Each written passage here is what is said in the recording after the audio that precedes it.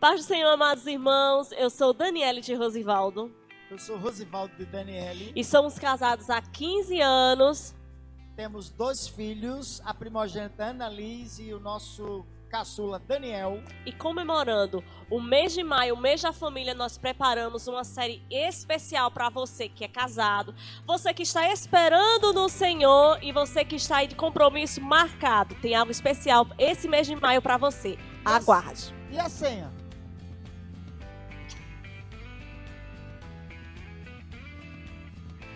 Como vocês se conheceram? Ah, grande é. Fala, tu começa a contar a história. Bom, algumas pessoas dizem que eu estava encalhado e orando Estava no Senhor. 35 anos solteiro, só Deus na Vinho, causa. Vinho. Quanto mais velho, melhor. Não Sei, tem pra onde ir, né? conversa. É melhor Olha, cortar o você que ainda está Corta o esperando vinho, no corta o Senhor. vinho. Você que está esperando o Senhor, tem o seu pastor como exemplo. Nunca é tarde para a bênção de Jesus chegar. Eu orava realmente a Deus, namorei, respeitei cada um que namorei. Agora eu queria casar. E casar foi um dilema. Foi um dilema. Ele já era pastor solteiro da Igreja de Deus, ali em Vitória de Santo Antão. E eu morava no interior de Pernambuco, em Bezerros. E ele já era muito amigo do meu pastor Pedro. Deus abençoe, meu pastor. E ele já tinha ido outras vezes lá na igreja cantar, pregar. Tem uma amizade boa, inclusive com o presidente do ministério que eu fazia parte. Mas assim, nem eu tchu pra ele, nem tchu pra mim. Não rolou o clima.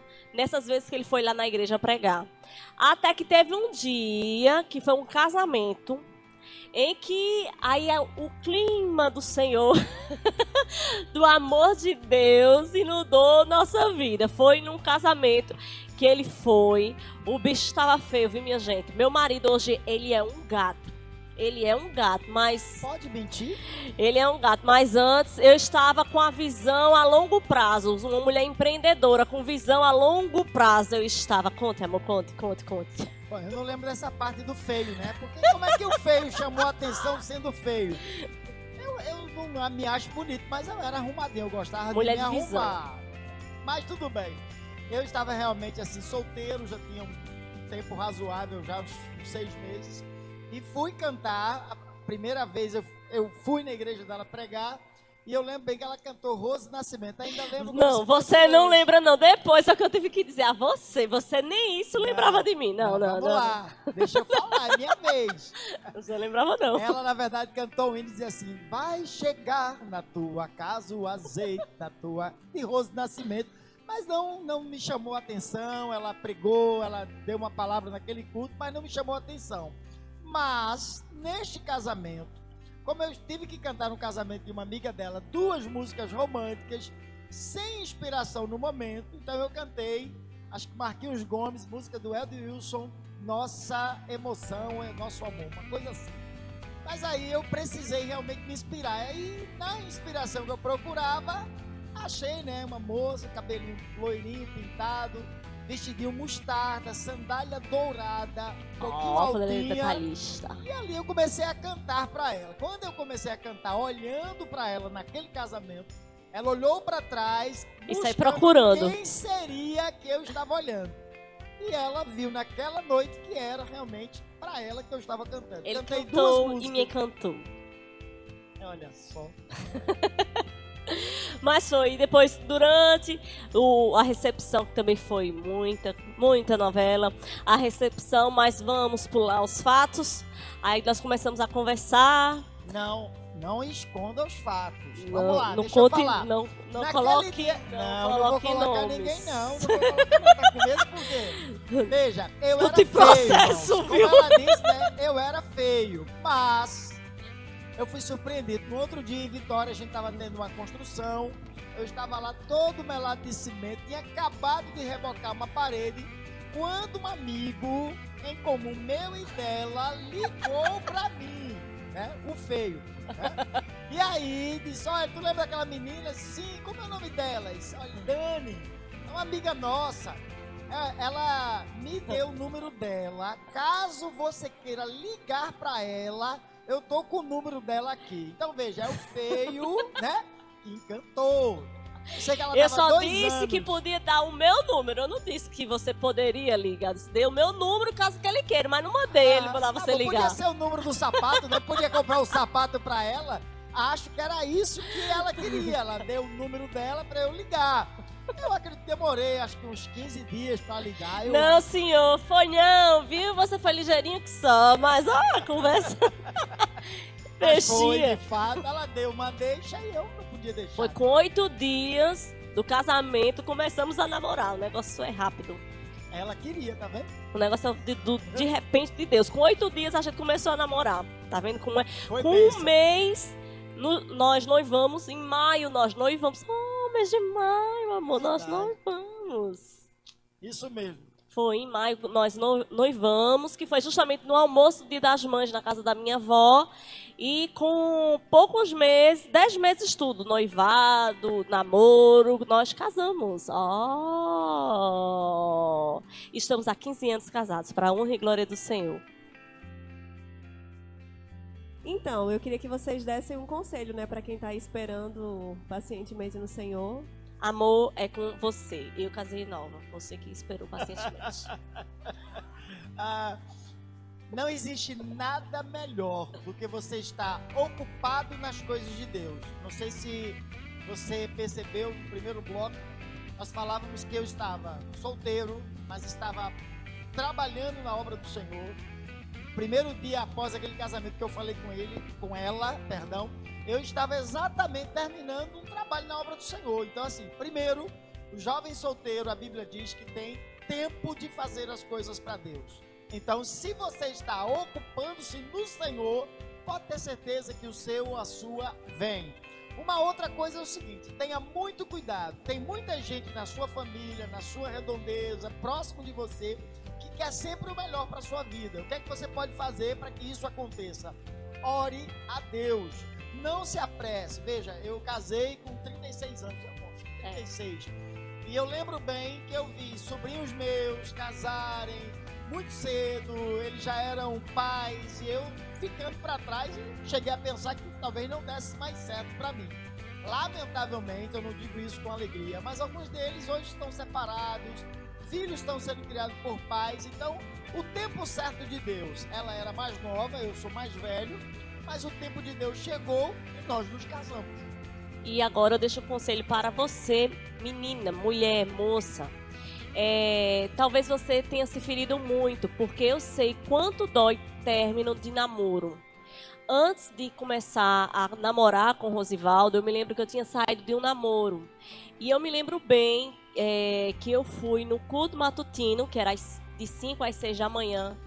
E eu cheguei na igreja, só tinha eu nesse dia. E eu chorei muito aos pés do Senhor, muito. Tinha terminado o namoro. E eu me lembro o que eu pedi naquele dia ao Senhor. Eu disse, Jesus, eu não aguento mais essa vida de ficar terminando o namoro. Porque dói, me machuca muito. É muito dolorido terminar um namoro. Então me dá alguém que seja teu e que seja para o resto da vida. E depois dessa oração, passando alguns meses, eu fui e conheci Rosivaldo. E eu sei que foi o melhor de Deus para a minha vida, foi Ele, é Ele. Então você que está esperando no Senhor, talvez também se feriu muito. Irmã, eu estou esperando no Senhor, mas a gente tem que ir fazendo test drive antes. Não faça não, você vai se machucar, vai acabar com o seu coração, vai acabar com o seu nome. Então espere, Deus mostra. Não, isso é conversa que Deus mostra. Deus fala sim, Deus fala, Deus mostra. Porque eu me lembro bem que nós iríamos terminar o nosso noivado, estávamos noivos e entramos numa briga terrível, porque ele tinha propósito diferente e eu tinha outro. Pastor Luciano Subirá, ele fala algo e é a coisa mais certa do mundo: casamento não é só união de pessoas, é união de propósitos. Então, se ele e ela divergem nos propósitos, dificilmente o casamento vai dar certo. E no noivado nós estávamos tendo esse atrito, porque ele já tinha uma certa idade, era pastor, já tinha vida feita e queria casar.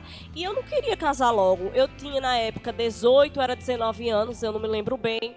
estava ainda no segundo ano da faculdade, eu trabalhava, então eu cheguei para ele e disse, olha, eu não quero casar agora.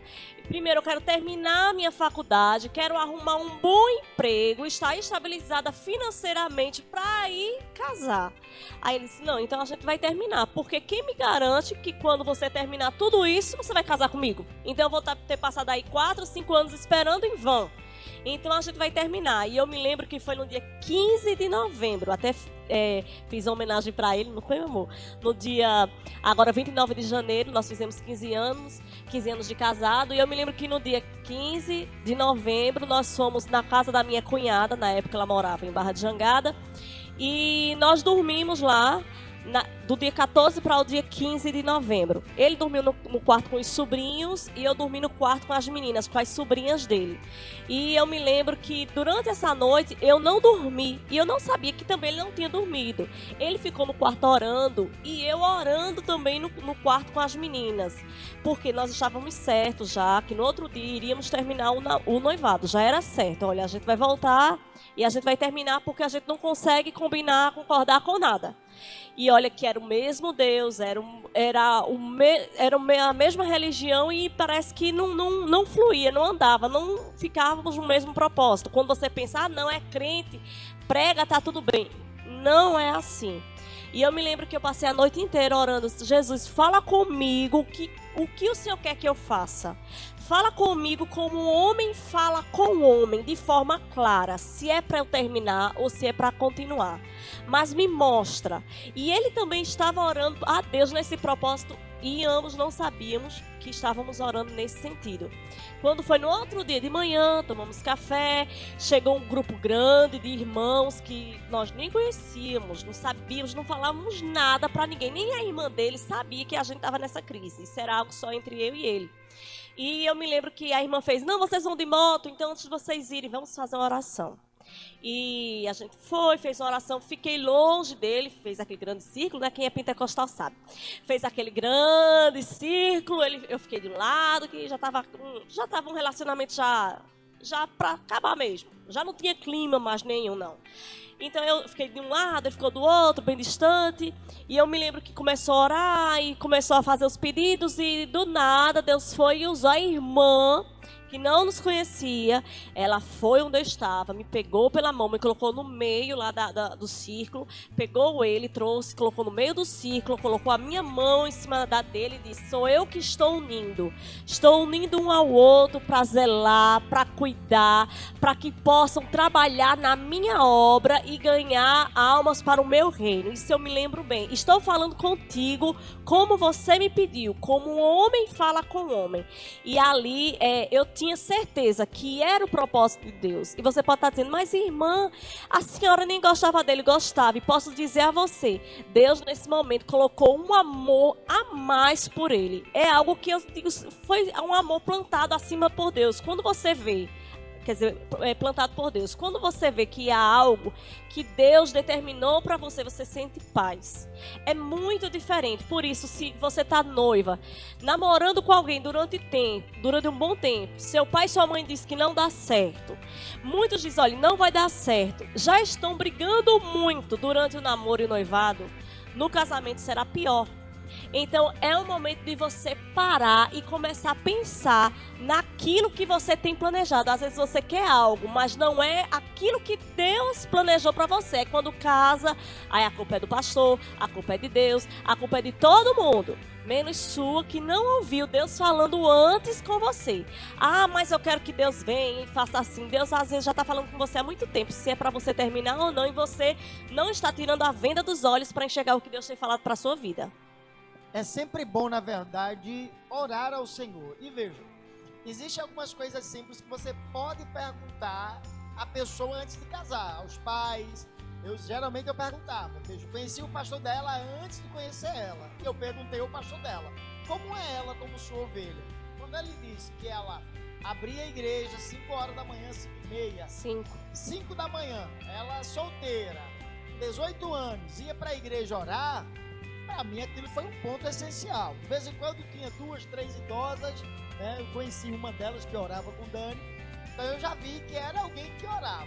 Se o pastor dava a chave da igreja, uma linda igreja Igreja Mundial de Mundial Jesus de Jesus Cristo, lá em Bezerros. Lá em Uma Bezerros. bênção. Veja, o pastor já dava a chave para ela.